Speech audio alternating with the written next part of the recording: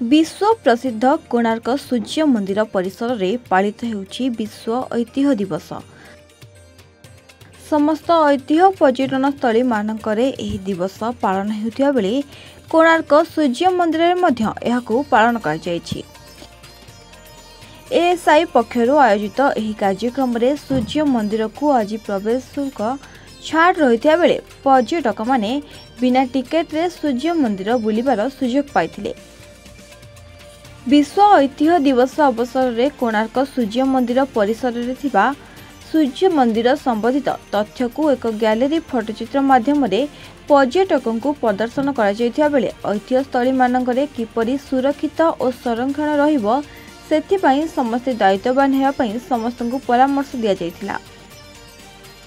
विश्व ऐतिह्य दिवस अवसर में एएसआई सुपरिटेडेंट इंजीनियर सीआर दास उपस्थित रही उद्घाटन करथिया बेले एएसआई रो अन्य समस्त अधिकारी माने उपस्थित रहिथिले। एही दिवस को सरस सुंदर करबा पई कोणार्क अंचल स्कूल कॉलेज छात्र छात्री समाजसेवी बहु बुद्धिजीवी माने जोग देथिले। आम ऐतिह्य कला को किपरि बंचाई रखा जिबा सह देश विदेशरू आसुथिबा पर्यटक माने अधिकरू अधिक आसी सुरक्षा सह सूर्य मंदिर चंद्रभागा रामचंडी और पुरी बुली जाई पारिबे सेथिप्रति दृष्टि देवा पई आलोचना करा जायथिला। सेहीपरि सूर्य मंदिर को आज प्रवेश शुल्क छाड़ रहिथिबा बेले पर्यटक माने बहुत खुशी रे बिना टिकेट रे सूर्य मंदिर बुली देखुथिबा सुजोग पाइथिले। आज यही विश्व ऐतिह्य दिवस रे जोग देइथिबा बेले स्कूल छात्र छात्री माने विभिन्न प्रतियोगिता रे भाग नैथिबा बेले विश्व ऐतिह्य सप्ताह प्रतिवर्ष पालन कर जायछि।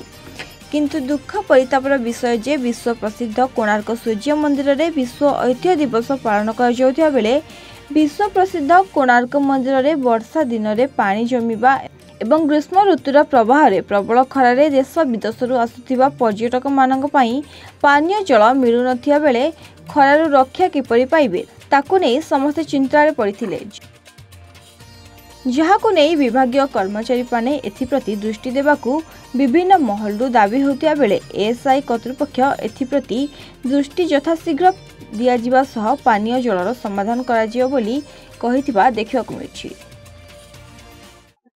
मो नाटा हूँ Jagannath Behera, tourist information officer, ministry of tourism, government of. आज हूँ वर्ल्ड हेरिटेज डे। ये वर्ल्ड हेरिटेज डे रे पिला माननकु केमितिका हमर हेरिटेज बा ऐतिह्य संस्कृति उपरे सचेतनता सृष्टि करिवा।